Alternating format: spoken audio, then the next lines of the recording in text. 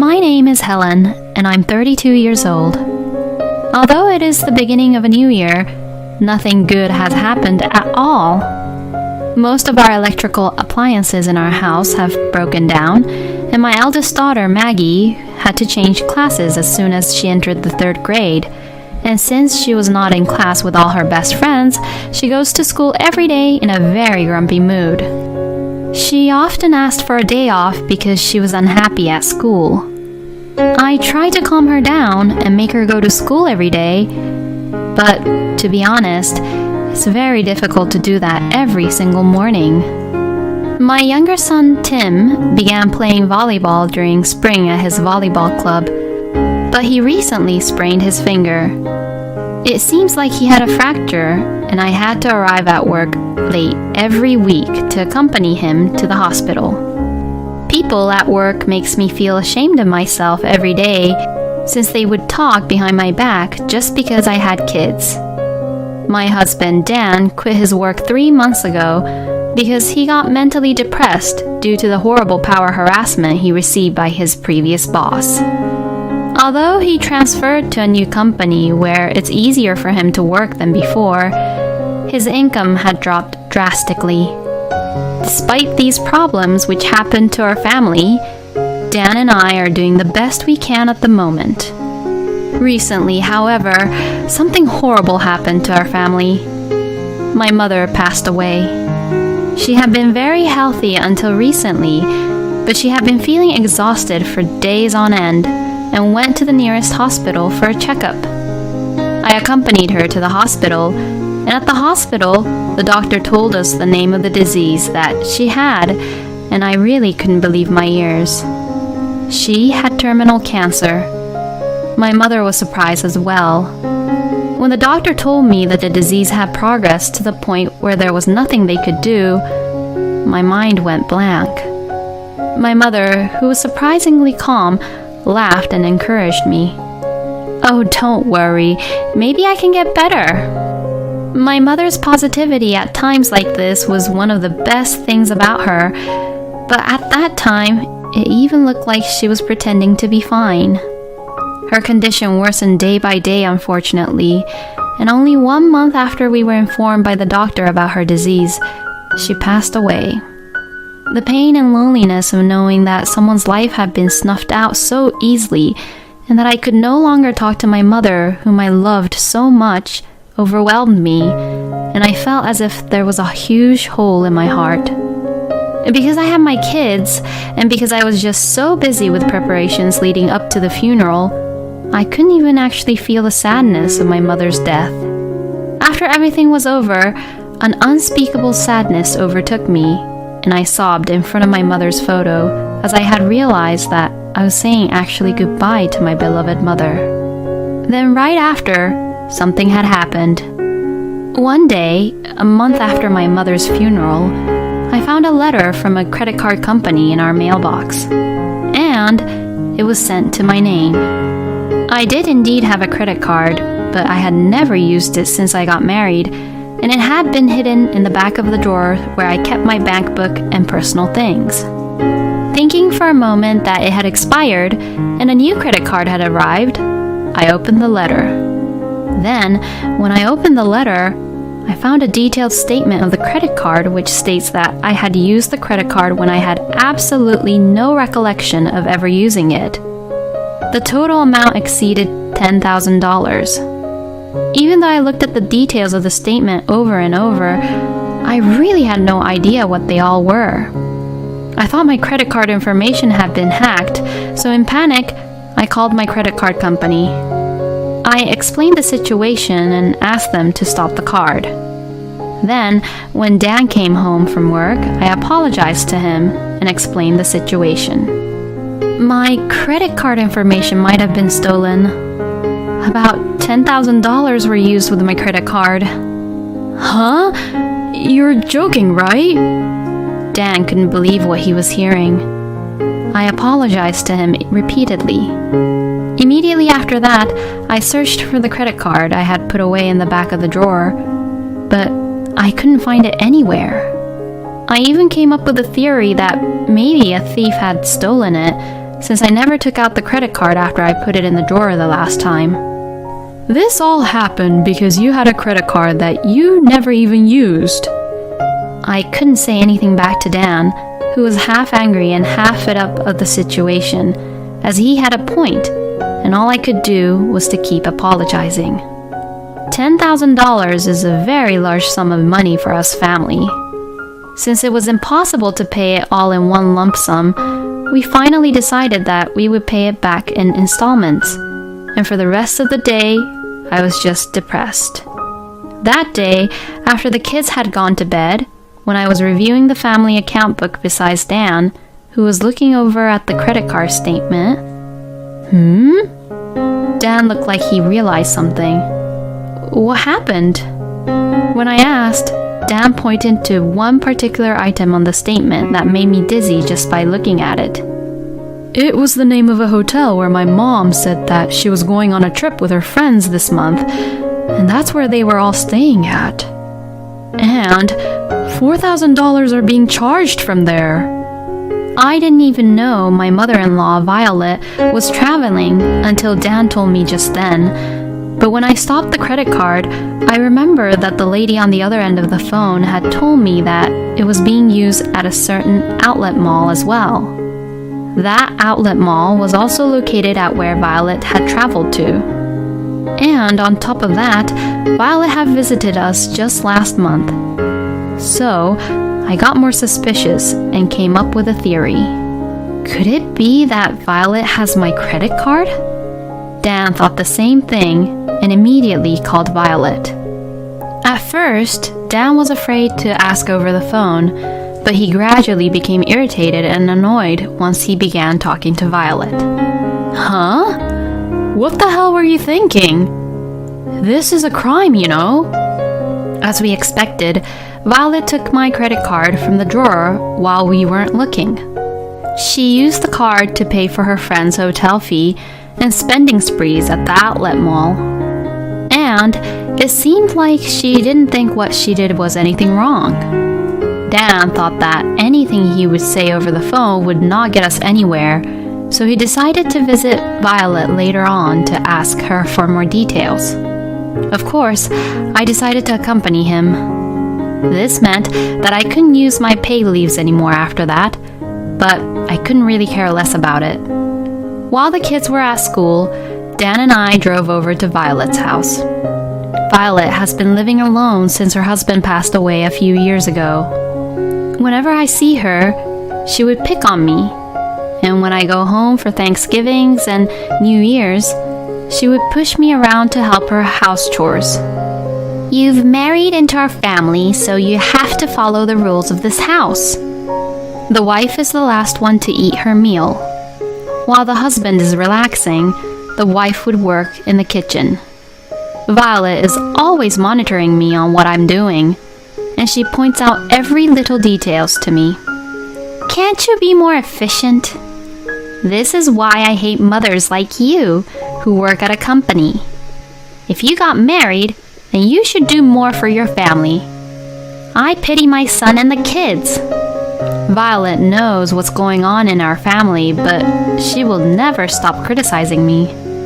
When she came to visit me last month, she came unannounced to see if I was doing my house chores properly and if I'm looking after the kids.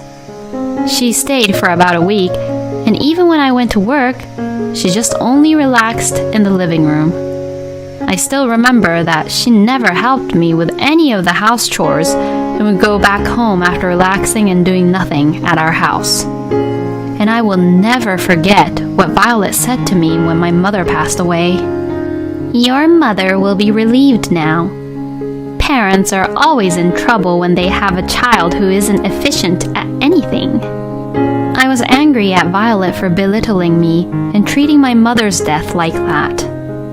And so, we arrived at Violet's house. Without a single apologetic look on her face, Violet quietly held out my credit card. It's not like you were using it, so it's fine. That's not the point. The bill is coming to us. Dan's voice rose at once after hearing what Violet has said. Of course, if someone spends a large sum of money on you, even if that person is your own mother, you tell her off. I was moved by Dan's honest attitude. But Violet doesn't budge at all and says this. Because Helen's mother passed away, you'll receive her inheritance, right? So why don't you just use it to cover the expenses? I'm sure you'll also get the life insurance money, so this amount is nothing compared to it. Violet is trying to make us feel sorry for her, saying that she's living on pension. I revealed my frustration at Violet, who once again took my mother's death lightly. Even though I was trembling with anger, she didn't care at all. Oh yes, this house has been badly damaged by termites recently. The building itself is so old, so I'm thinking of demolishing it. So, I'm going to your place next month. Huh? Violet was not intimidated at all by Dan's low, angry reply. Rather, she became more arrogant than ever. So, that means that I'll be living in your house, and we'll be living together. You have extra room anyway, don't you? I was speechless at Violet's attitude of trying to force us to pay for the money she had used, and even to live with her. Even Dan, who is usually so kind to Violet, is raising his voice at her outlandish comments and actions. If you don't want me to live with you, then give me the money to rebuild this house. Dan sighed quietly at Violet, who treated him with arrogance until the very end. Helen, let's just go home now. Huh? I followed Dan, who stood up without saying a word, and left Violet's house immediately. At that moment, Violet yells out to us saying this. Well then, since I'm not going to rebuild it, I'll demolish this place. So, I'll be moving in from next month. Please take care of me well. Violet's voice sounded so triumphant that it made me so angry. But Dan was even angrier than I was. If talking with my mom is not going to work, I have no choice but to take action. Witnessing Dan's anger, I realized that this was the beginning of the end for Violet. During the next month before Violet forces herself to move in with us, Dan told me about his plan. The company Dan works for has company housing as a benefit, and if there is an opening there, he planned for us to move there temporarily. No matter what we say, Mom will do anything to have it her way. So, if that's the case, then we have to be prepared too. Fortunately, Dan's company housing is close to our kids' school, and we brought enough daily necessities and clothes to live there for a while. I thought the kids would be confused by our sudden move, but they surprisingly got into it and helped us prepare moving out. I didn't know we had another house. Maggie looked really excited. I liked where we were living, but this one is really nice too. And Tim seemed to be enjoying himself. They used to sleep in their own rooms, but the company house only has one big bedroom. I think the kids were very happy to sleep with us in the same bed. And the room was perfect because it had furnitures and appliances. So, we were to live in that company housing for a while.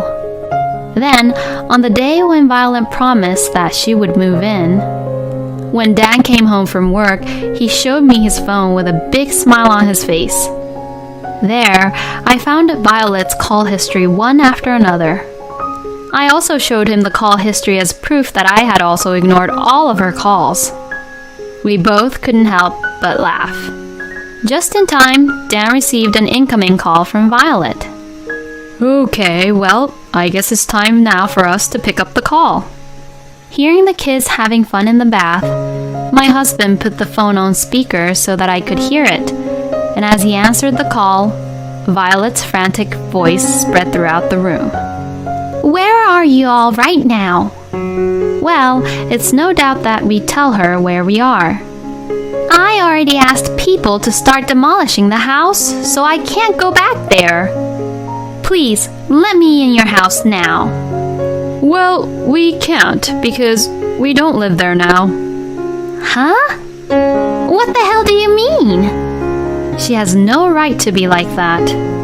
So Dan tried to tell Violet off and hang up the phone. Violet then immediately started to panic. Today's weather is heavy rain with flood warnings, remember? Are you going to just let me stay out here in the weather like that? You have pension which you've been saving, right? Why don't you just use it to stay at a hotel? How could you say such a terrible thing? That's not the kind of thing you should say to your own mother. Well, you used Helen's credit card without her permission. No normal person would ask her to pay what you used with her credit card with her deceased mother's inheritance. When my husband made a good argument, Violet choked up to argue back. But that's not what this is about. Just let me in the house. I told you, I can't. If you go into our house without any permission, I'll call the police and accuse you of trespassing. Now wait a minute. Don't you dare hang up on me. Ignoring Violet screaming, Dan hung up the phone without any care. After that, there were tons of incoming calls from Violet, but Dan consistently ignored them. Eventually, Violet left a message on the answering machine apologizing for what she had done. Later on another day, Dan requested Violet, who was staying at a hotel, to meet us at a nearby restaurant. Violet apologized for everything, including using my credit card without my permission, thoughtlessly saying that my late mother's inheritance should pay for it, and her previous verbal abuse toward me. She apologized with her head down that I thought she might hit her head on the table, and for my part, I felt a little bit better. After Violet's apology in front of Dan and I, she repaid me in cash the $10,000 she had used this time, taken from her savings account. My husband and I were astonished when we saw her remaining savings balance. Soon after Violet's husband passed away, Violet told us that her pension was low and asked us to send money to support her. It was an hour's drive to Violet's house, and our kids were still small, so we couldn't visit her often. So Dan and I discussed and agreed that at least we could support her by giving her some money. And since then, we have been sending a certain amount of money to Violet's savings account every month. Even when Dan changed his jobs and his income dropped, the amount which we kept on giving to support her remained the same. I will not support you financially at all from now on. Violet was astonished at her own son's words. From everything that had happened, Dan strongly resented Violet's selfishness, so we had decided to do so, even without seeing her savings account. But to this, Violet turned completely pale and desperately clinged on to Dan about it. That's not fair. I've been saving for a long time. I don't want to use it. With that amount of money, you could easily afford to rent an apartment and even move into a nursing care facility. So I beg you, just stay out of our lives. If we live together, this money could be yours, you know. I can't think of any reason for you all to not live with me in the future. That's enough. You say that, but have you ever spent a single penny of money on us so far? Maggie's textbooks, Tim's textbooks, they were all bought by Helen's mother. You never even spent money on your own grandchildren. When I was also worried about quitting my job, all you cared about was if I was able to send money to you. Dan then brushed off Violet's clinging hands and walked away. I heard Violet crying, but I didn't even turn around. After that, as Dan had declared, we stopped sending money to Violet. It's most likely that we won't provide any financial support for Violet in the future. So this means that we had cut off ties with Violet. According to what we heard from Dan's acquaintance, Violet had rented an apartment and started living alone after that. It seems that moving into a nursing care facility wasn't an option for Violet, and she was afraid that her neighbors would find out that she had been cut off from her only son's family as well. The new place she moved into seems to be a very old apartment, and she is supposedly living there quietly. Violet didn't hesitate at all to use my credit card because she just didn't want to touch her own savings.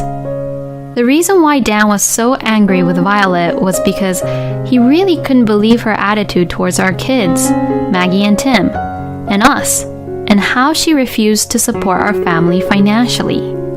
Dan said that he found it extremely shameful that Violet was selfish enough to save money only for her so that she would have a nice lifestyle for herself when she got old.